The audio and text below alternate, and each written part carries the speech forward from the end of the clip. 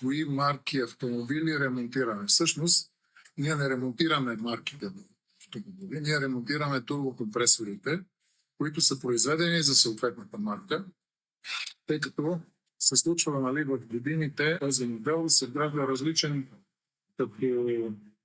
различна марка турбокомпресори. Всъщност ние ремонтираме марки турбокомпресори, които са вградени в съответния автомобил, било той различна марка, различен производител на автомобила.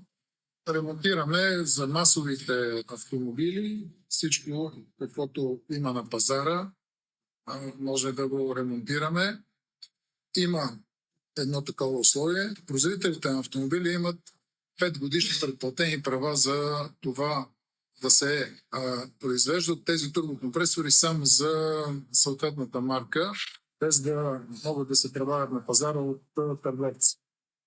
При това положение малко се усложнява ремонтира, но той пак не е невъзможен, стига да успеем, нали, да намерим части за него. В повечето случаи се справя.